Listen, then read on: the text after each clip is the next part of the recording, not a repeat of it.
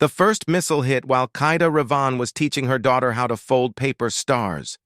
"Hold the edges tight, Leary," she whispered, her calloused fingers guiding the child's smaller ones through the complex pattern. "There's strength in precision. 6-year-old." Leary's tongue poked from between her teeth as she concentrated, amber eyes, so like her father's, narrowed in determination. Outside their window, the twilight skies of New Cascadia glowed purple-orange, the twin moons just beginning their nightly ascent. No one noticed the faint shimmer in the upper atmosphere. The Tiragi fleet had maintained communication silence. For 3 weeks, slipping through the outer defense network with terrifying ease. Humanity's early warning systems, once the pride of the colonial defense force, had been systematically dismantled by infiltrators years before. By the time Admiral Oshiro detected the breach, the enemy was already in striking distance of 5 colony worlds. New Cascadia, with its rich Nevidium mines and strategic position, was first on their target list. Kaida's comlink buzzed on her wrist. It was her husband, Esvin, his holographic face tight with contained panic. "They're here," he said without preamble. "The evacuation alert isn't going public yet. They don't want to cause panic. But I've seen the reports. 30 minutes, maybe less." Blood drained from Kaida's face. As New Cascadia's lead terraforming engineer, Esvin had access to military channels most civilians didn't. "Where are you?" she asked, already moving, already planning. "Sector 12. The mag train is down. I'm going to try to reach you on foot, but..." The transmission cut as the first missile struck the communication hub 10 kilometers away. The distant boom shook dust from the ceiling of their modest home. "Mama?" Leary's voice trembled. Kaida's military training kicked in. 5 years with the orbital drop Marines before Leary was born meant she knew exactly what was coming next. The Tiragi always followed the same pattern. Communications first, transportation hubs second, then systematic targeting of population centers. They had perhaps 15 minutes before their residential district would be hit. "Remember the game we practiced?" Qaida asked, keeping her voice steady as she pulled the emergency pack from under their kitchen sink. "The one where we have to be very quiet and very fast?" Leary nodded solemnly. They had run drills before. All colonial families did. But the child could sense this was different. Outside, the first screams began as neighbors spotted the distinctive contrails of Tiragi attack ships descending through the clouds. The evacuation alert finally blared through the city's backup systems. 3 short pulses followed by a long wail. Too late. Far too late. Qaida strapped the emergency pack to Leary's back. It was designed to be slightly buoyant in water and could withstand temperatures that human flesh couldn't.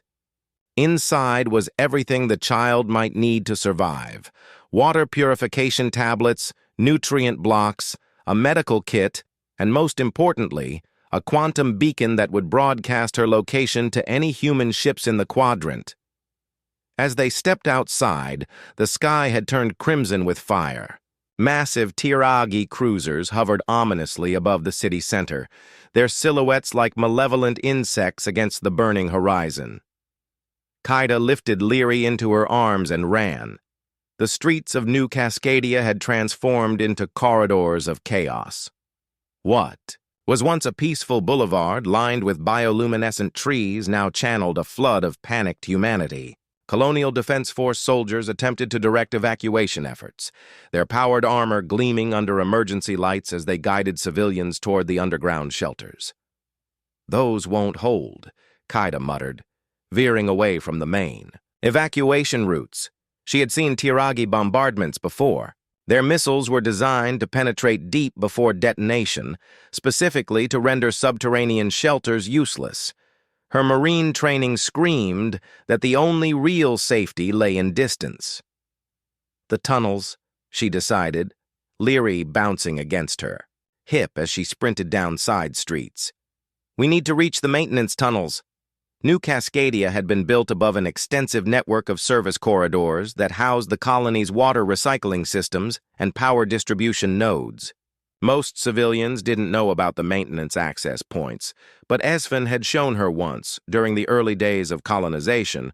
Another missile streaked overhead, its keening whine raising the hairs on Kaida's neck moments before it struck. The governor's tower. The massive structure, once the pride of New Cascadia, crumpled like tissue paper, its nano-reinforced supports no match for Tiragi weaponry. Leary buried her face in her mother's shoulder, small body trembling. "Where's Papa?" she whispered. "He's coming to meet us," Kaida lied, knowing the probability of Esven surviving long enough to reach them was vanishingly small. Sector 12 had been hit first after the communications hub. They reached the Eastern Industrial District as the third wave of missiles began their descent. Here, the massive processing plants for Nevidium ore created a maze of pipes, cooling towers, and storage tanks. Perfect cover from aerial surveillance. Kaida ducked behind a massive filtration unit, setting Lyrie down to catch her breath. Her comlink was dead. The Tiragi always deployed electronic warfare alongside their kinetic weapons, but her military-grade ocular implant still functioned, scanning their surroundings and projecting tactical information across her field of vision. Movement detection. 12 humans, 300 meters north. Thermal signatures indicated adults and children. Others had the same idea, she murmured, hesitating. More people meant more noise, more chance of detection, but also more hands, more skills. A screeching sound cut through her deliberation, the distinctive engine note of Tiragi dropships. They were deploying ground forces. In previous conflicts, this had marked the beginning of the harvest. The Tiragi didn't just want human worlds, they wanted humans themselves. Their biotech required living tissue, preferably young tissue, for reasons Earth's scientists still didn't fully understand. Kaida's decision crystallized instantly. "Change of plans," she told Leary, kneeling to look her daughter in the eyes. "See that hatch?" She pointed to a maintenance access tunnel 20 meters away. "That leads to special tunnels, like a secret path through the whole city." Leary's eyes widened. "Like in my stories?" "Just like that," Kaida forced a smile. "There are other people down there who will help you. But we need to be extra careful. Now. The bad ships are looking for us." She checked Lyrie's emergency pack, ensuring the quantum beacon was accessible. "Remember what this button does?" Leary nodded solemnly. "Makes me findable." "That's right, but only to our ships, not the bad ones." Kaida swallowed hard. "If anything happens to me, you press that button and hide. Don't come out until you hear human voices saying the colony pledge, okay?" "I want to stay with you," Leary's voice quavered. The sound of Tir-Agi dropships grew louder. Less than 2 minutes until they would be overhead.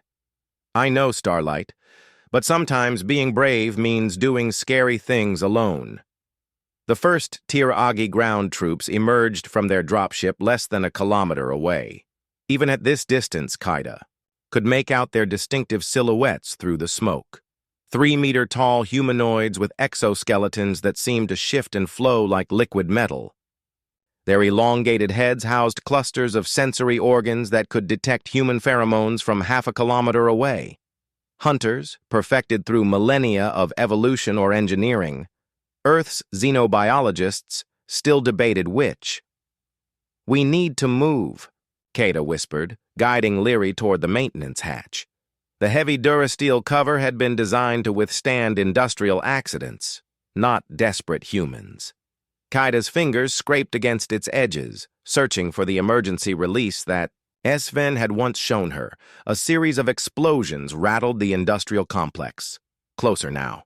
The Tir-Agi were being methodical, clearing buildings one by one. Through gaps in the machinery, Kaida glimpsed civilians being herded by Tir-Agi soldiers, their signature capture nets glinting under emergency lights. "Found it!" she hissed, as her fingers located the recessed panel. The hatch swung open with surprising quietness. revealing a dark, vertical shaft with a ladder descending into darkness. Leary peered down, her small face pinched with fear. "It's okay," Kaida reassured her.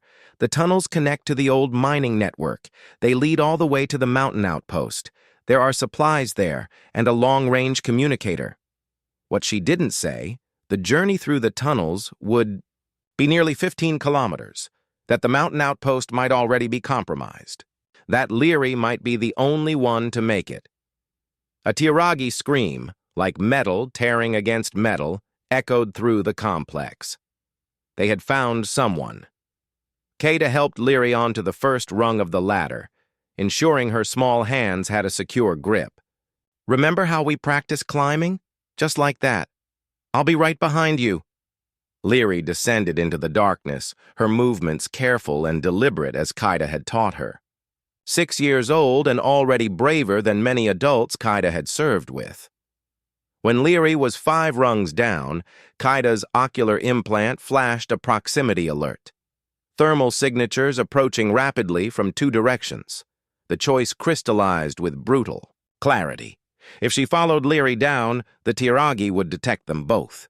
Their sensory organs would pinpoint their location in seconds.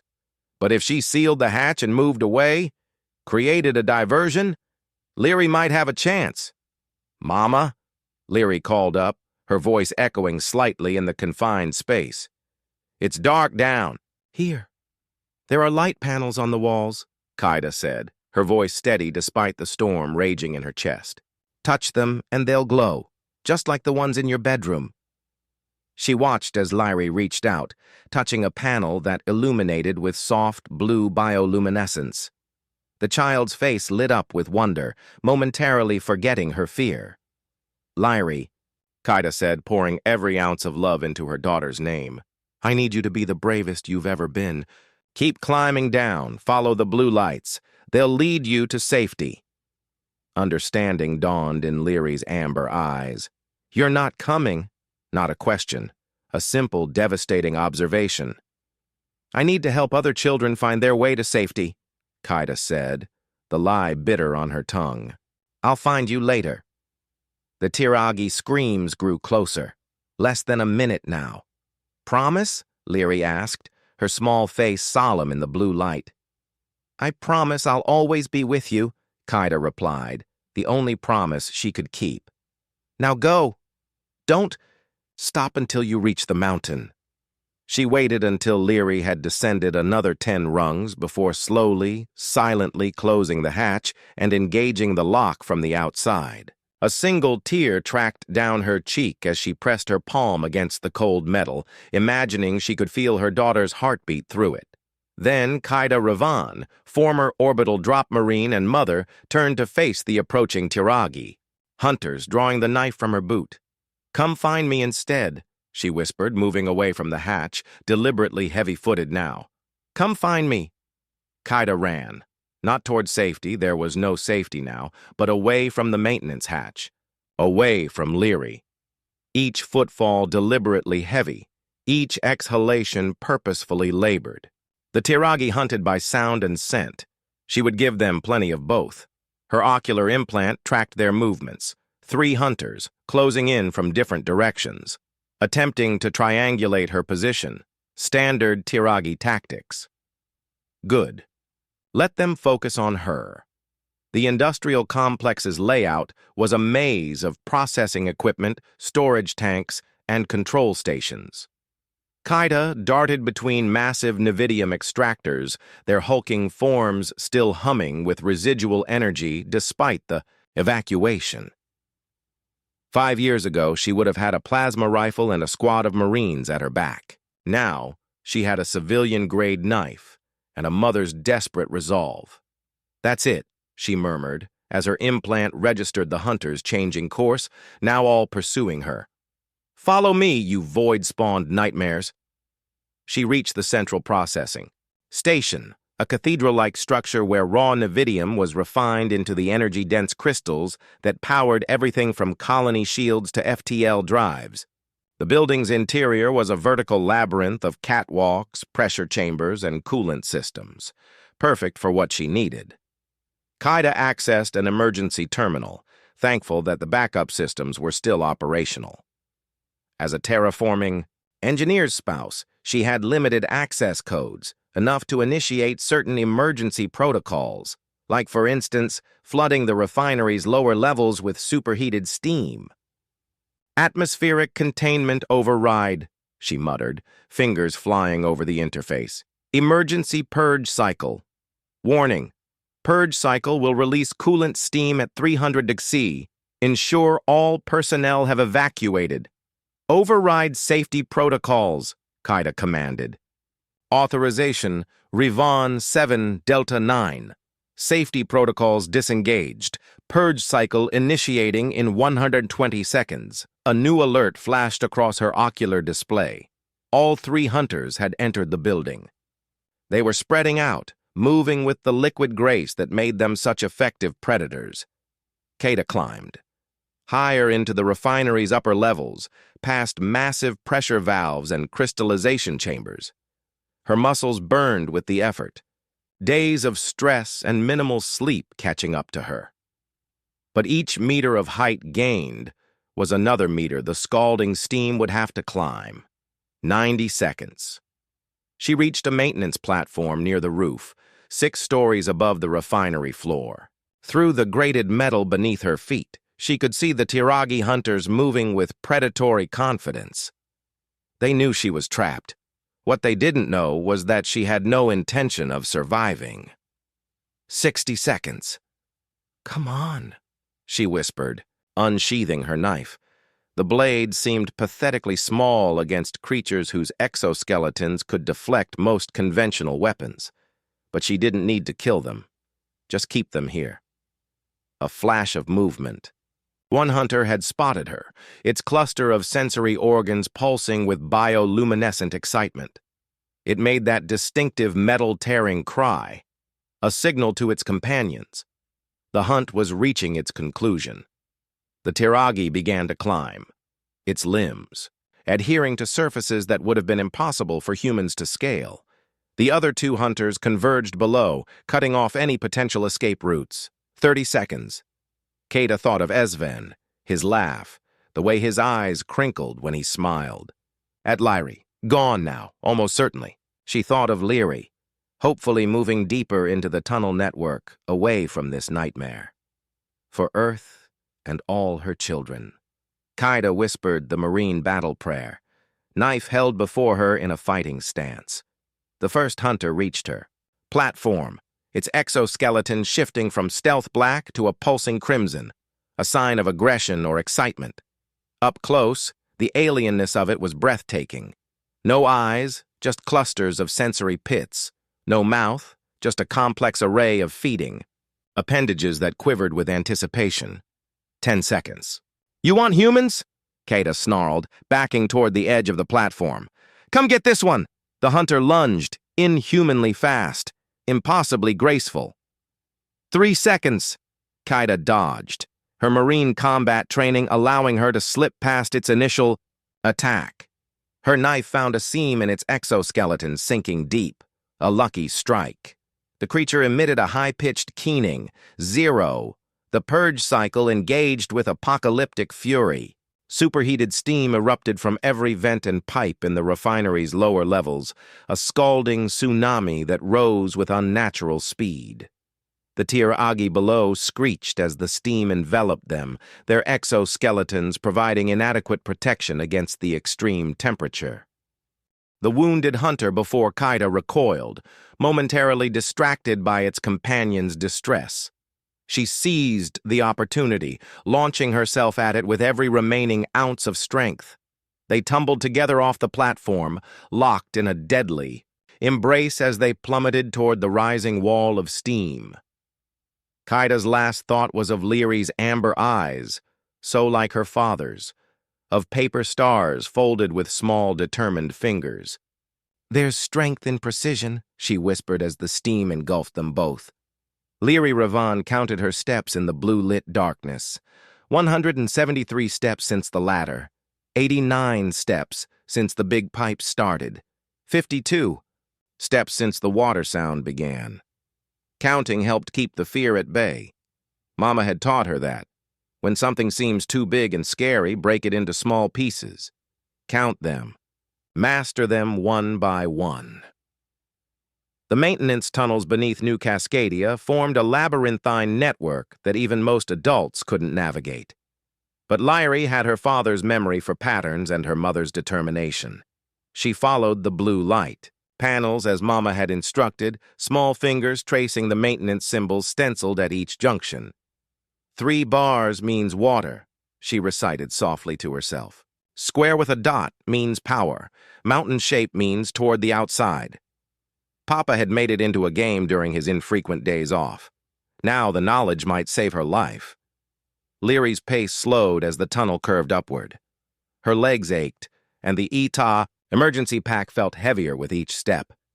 How long had she been walking? The chronometer on the pack's strap showed nearly 3 hours had passed since she'd descended the ladder, since Mama had closed the hatch. The thought brought a fresh wave of tears that Lyrie angrily wiped away. Crying slows you down, she told, herself in her best imitation of Mama's voice. Crying fogs your vision. A distant rumble penetrated the tunnel walls, another bombardment. The Tiragi were still up there, still destroying the only home she'd ever known. Still hunting. The tunnel opened into a larger junction chamber, where multiple maintenance corridors converged around what looked like a small control station. Lyrie approached it cautiously. The screen was dark, but when she touched it, just as she'd seen her parents do with similar systems, it flickered to life. Colony Grid System. Maintenance Sector 17. Select destination for routing assistance Lyrie. Stared at the map displayed on the screen. Most of it meant nothing to her, but there, on the eastern edge, the simplified icon of a mountain with a small outpost marker. The mountain station Papa had taken her to once, where they'd watched the twin moons rise while sipping hot chocolate. Her small finger touched the icon. Route calculated. Follow blue guidance lights. A series of blue lights illuminated along one of the tunnels leading from the junction chamber. Lyrie adjusted her pack straps and continued her journey, resuming her counting. She had reached 312 steps when she heard voices ahead. Human voices. Lyrie froze, remembering Mama's warning, don't trust anyone unless they say the colony pledge. She pressed herself against the tunnel wall, making herself as small as possible in a recessed maintenance alcove. The voices grew closer. A light bobbed in the darkness ahead. Checked this. Section already, a gruff male voice was saying. We need to push further east if we want to reach the mountain station before they locate the tunnel entrances. The children are exhausted, Maddox, replied a softer voice. Female, tired. We need to rest. Rest when we're safe, the man called Maddox answered. The Tiragi have bioscanners. Every minute we stay in one place increases the chance they'll pinpoint us. The lights rounded the corner, revealing a group of about 20 people, mostly adults, but Lyrie counted 7 children of various ages. All looked haggard, some injured. They were led by a tall man with a makeshift bandage around his head and a determined set to his jaw. Lyrie shrank further into her hiding place as they passed, holding her breath. None of them had said the colony pledge. They might be real humans. Or they might be, what had Papa called them, collaborators. Humans who worked with the Tiragi in exchange for their lives. But as the last straggler passed, a limping woman helping a boy not much older than Lyrie, the child looked directly into Lyrie's hiding place. Their eyes met. The boy tugged at the woman's sleeve and whispered something. The woman turned, peering into the darkness. Hello? She called softly. Is someone there? Lyrie remained still, her heart pounding so loudly she was certain they could hear it. The woman took a tentative step toward Lyrie's hiding place. It's okay, she said. We're from the colony. We're trying to reach the mountain station. Still, Lyrie didn't move. Mama's instructions echoed in her mind. The woman seemed to understand her fear. She straightened and spoke clearly. From earthen seed to stellar bloom, New Cascadia is our promised home. Through hardship and triumph we stand as one, until the yet stars themselves are gone, the colony pledge. Relief flooded through Leary as she stepped out from her hiding place. "I'm going to the mountain too," she said, her voice small in the vast tunnel. The woman's expression shifted from surprise to heartbreak as she took in the small child, alone in the tunnel with her emergency pack. "Where are your parents, sweetheart?" Leary's throat tightened. "Papa was in Sector 12. Mama—" She couldn't finish. Understanding passed over the woman's face. She knelt, wincing slightly from whatever injury caused her limp, and opened her arms. "My name is Vela. Would you like to walk with us?" Leary hesitated, then nodded, allowing herself to be gathered into a gentle embrace. "Maddox," Vela called ahead. "We have one more." The mountain station loomed against the night sky like a promise. Kept after 12 hours navigating the maintenance tunnels, the survivors emerged from a concealed exit on the lower slopes of Mount Ilara. The massive Defense Force outpost, built into the mountain itself, was still intact, its hulking silhouette black against the star-strewn sky. Leary stumbled forward, exhaustion making her clumsy. Vela caught her before she fell, hoisting the child onto her hip despite her own injured leg. "Almost there," Vela whispered, her voice hoarse from the recycled tunnel air. Maddox, who Leary had learned was a Colonial Defense Force sergeant, scanned the mountainside with ancient but functional military binoculars. "No Tiragi signatures," he reported. "They're still focused on the main colony. Probably don't consider this position strategic." A bitter laugh escaped him. "For once, budget cuts might save us. This place was scheduled for decommissioning next month. Not worth their attention." The group of survivors, now numbering 24 with a few additional colonists they'd encountered in the tunnels, began the final ascent to the mountain station. Leary watched the burning colony in the distance, orange flames still visible despite the kilometers between. Was Mama still there? A small, irrational hope refused to die in her chest. The mountain station's outer security doors were locked, but Maddox had the necessary clearance codes. The massive doors slid open with a groan of disused mechanisms, revealing a cavernous interior illuminated by emergency lighting. "Auxiliary power only," Maddox noted as they entered. "Main generators must be offline." "But life support is functioning," Vela added, setting Leary down gently. "And these walls are 3 meters of reinforced durasteel with radiation shielding. We're safe here, at least for now." The survivors dispersed through the facility, locating supplies and setting up a makeshift camp in what had once been the station's mess hall. For the first time in nearly a day, Leary allowed her guard to drop slightly. She curled up on a military cot, clutching her emergency pack like a lifeline. Sleep claimed her instantly. She dreamed of paper stars and Mama's hands guiding hers, of Papa's laugh as he swung her toward the twin moons, of blue lights leading through darkness. Leary woke to urgent voices and the pulsing glow of activated systems. "Signal reaching the outer colonies," someone was saying. "But there's no way to know if anyone's listening." "They're listening," Maddox replied firmly. "Defense Force protocol is to maintain monitoring of all emergency channels, even during communications blackout." Leary sat up, rubbing sleep from her eyes. The adult survivors were gathered around a communications console that had been dark when they arrived. Now it glowed with readouts and status indicators. Vela noticed her movement and approached, offering a ration bar and a cup of water. "How are you feeling, brave one?" "What's happening?" Leary asked, accepting the food and drink. "Sergeant Maddox managed to get the long-range communicator working," Vela explained. "We're sending out a distress signal." "Any other survivors?" Leary's voice was small. Vela's expression tightened. "Some. The tunnels saved many, But the colony itself, she couldn't finish. A sudden commotion at the communications console drew their attention. Maddox was frantically adjusting controls, his face transformed by disbelieving hope. "Got a response!" he shouted. "Defense Force Cruiser Indomitable acknowledges our signal. They're inbound with a battle group." The adults erupted in cheers and tearful embraces. Lyrie didn't fully understand, but she recognized hope when she saw it. "How long until they reach us?" someone asked. 6 hours, Maddox replied. "They've been skirmishing with Tiragi forces at the edge of the system since the attack began. That's why they couldn't respond sooner." Lyrie clutched her emergency pack tighter. 6 hours felt like forever. The station's sensors blared an alert, cutting through the momentary celebration.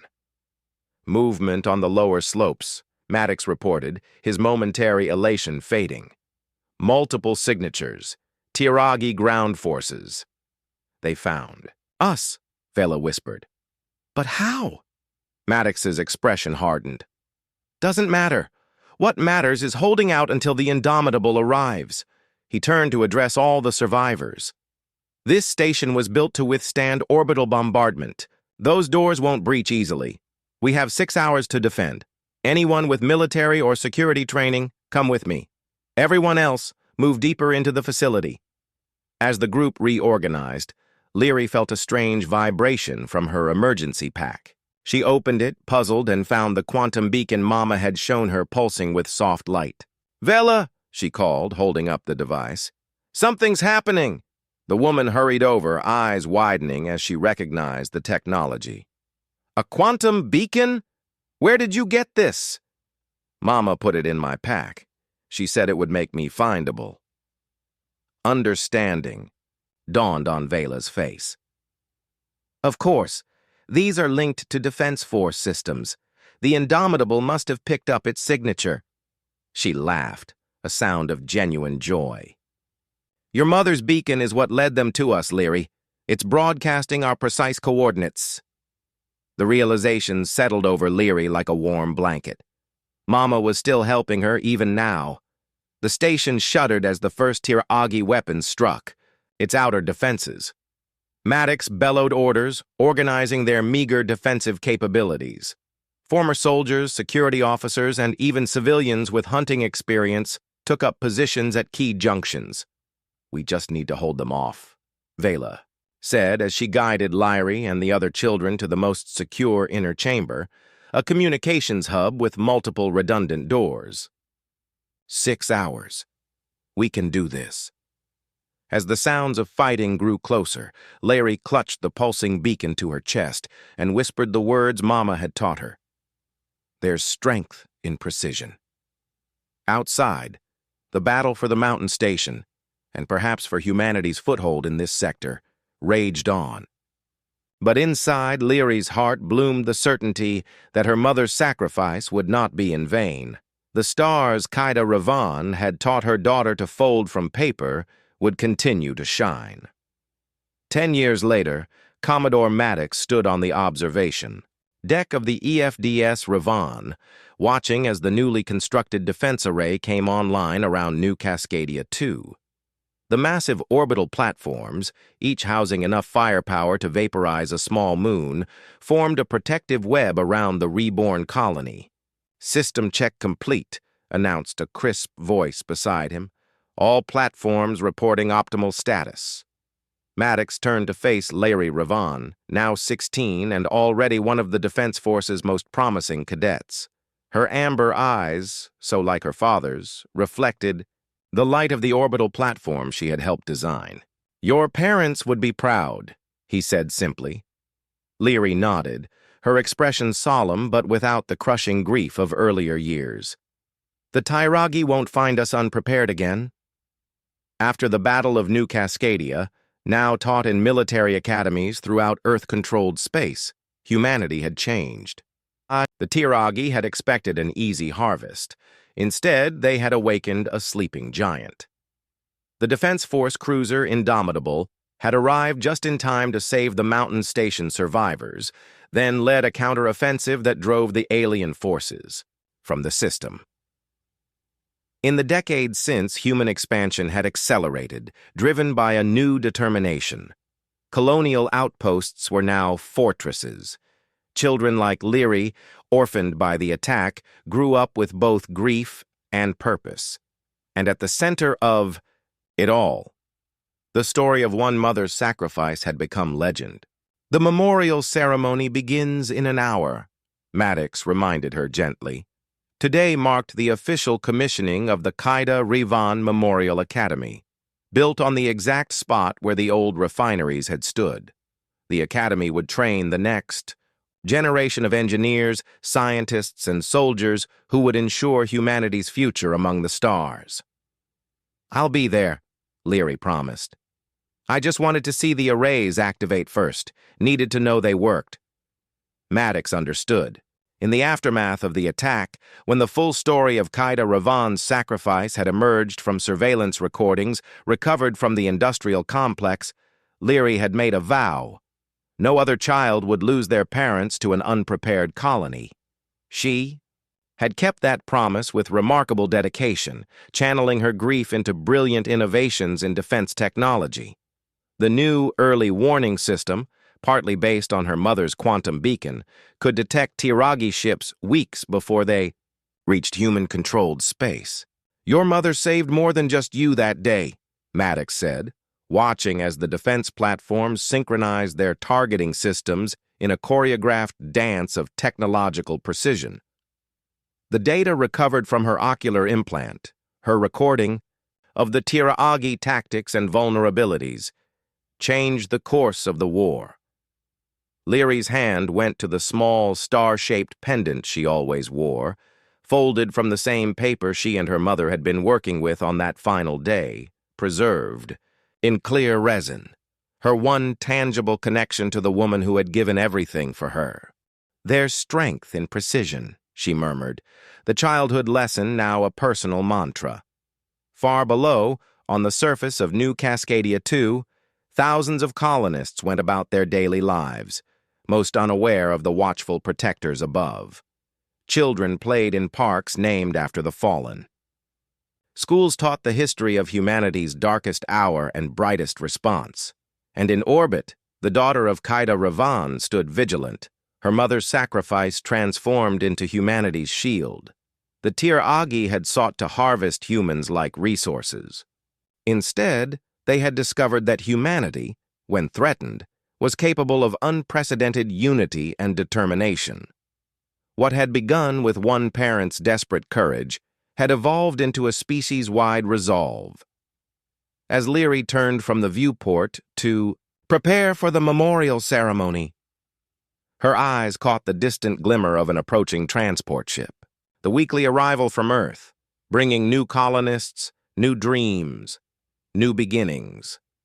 "They keep coming," she said softly. "Despite everything, they keep coming." Maddox nodded.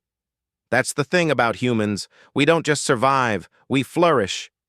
Together, they watched as the transport began its descent toward the colony, its hull gleaming in the light of the twin moons.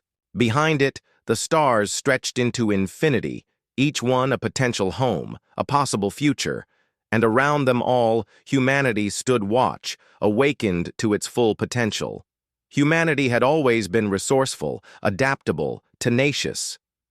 But the Tiragi attack had forced evolution at an unprecedented pace. The loss of New Cascadia had been devastating, but from those ashes had risen something the alien invaders had never anticipated: a humanity unified by shared grief and implacable resolve. "We should go," Leary said finally, turning from the viewport. "They're waiting." The memorial plaza was crowded when they arrived. Thousands of colonists had gathered beneath the open sky, their faces tilted up toward the massive holographic display showing images from old New Cascadia. Children too young to remember the original colony watched with solemn curiosity as scenes of pre-attack life played out above them. At the center of the plaza stood the monument itself, a simple obelisk of polished nevidium crystal embedded with thousands of tiny lights, one for each life lost. At night, The monument projected these lights upward in a brilliant column visible from orbit, a beacon and a reminder. Governor Vela, her once injured leg now reinforced with military-grade prosthetics, stood at the podium, her voice carrying across the assembled crowd. 10 years ago, we faced extinction, she began.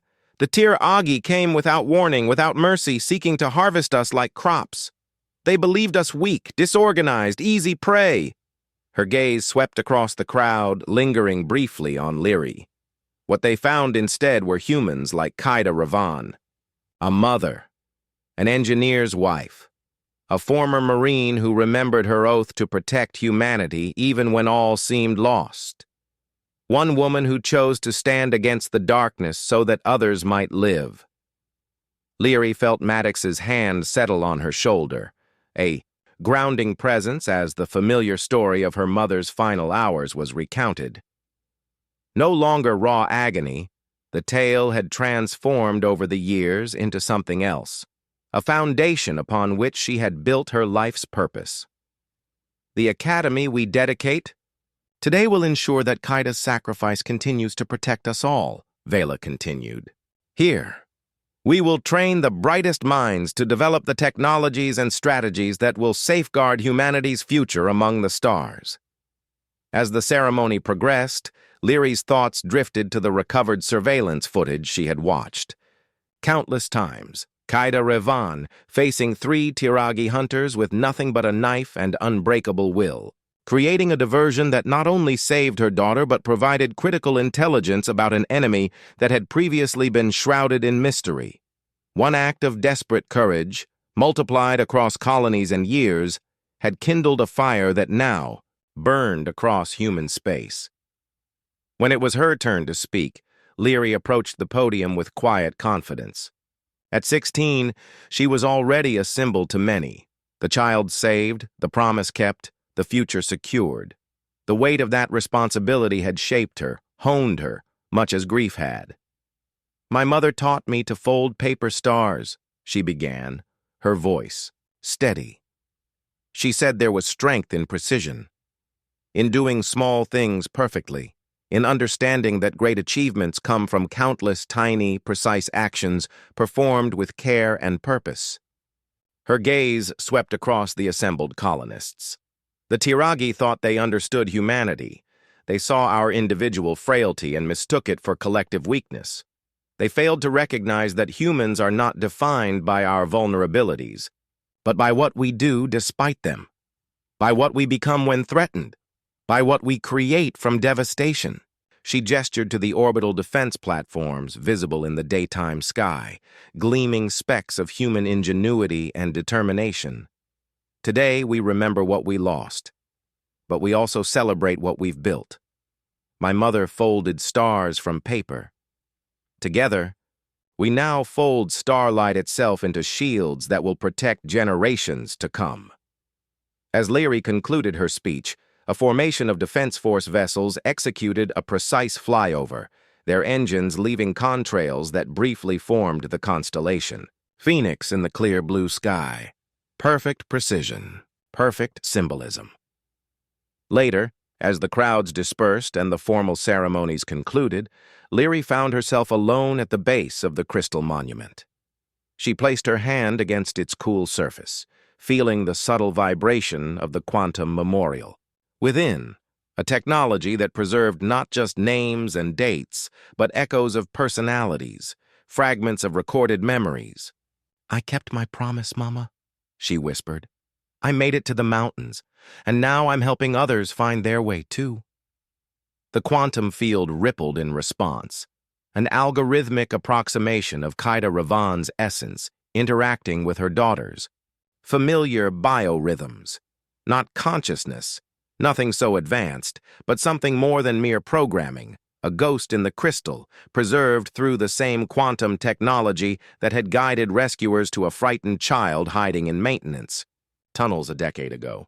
"There's strength in precision," came the whispered response, words assembled from countless recordings. Leary smiled, blinking back tears, "and hope in sacrifice." As she turned to leave, Her communicator pulsed with an incoming message. Lieutenant, Commander Oren, her mentor at the academy, appeared as a small hologram above her wrist. Cadet Ravan, he said without preamble. Your prototype detected something. Deep space, Sector 47B. Pattern matches Taragi, but different. The Commodore wants you in the command center immediately. Lyrie's pulse quickened. Her early warning system, still experimental, still being refined, had been deployed in secret 3 months ago. If it had detected something... On my way, she replied, already moving with purpose toward the military section of the colony. The stars above New Cascadia, too, continued their eternal dance, indifferent to the dramas played out beneath them. But humanity was watching now, learning, preparing, and in the quantum heart of a crystal monument, the legacy of one mother's sacrifice continued to guide the way forward, one precise step at a time. The universe had witnessed humanity's awakening, and, whatever came next, the species once dismissed as easy prey would face it standing tall, together, unflinching. Just as Qaeda Ravan had stood, facing impossible odds with nothing but love and determination as her weapons, just as her daughter now stood, eyes lifted to the stars, ready for whatever challenges they might bring, ready to fold the future into something beautiful, precise, and enduring.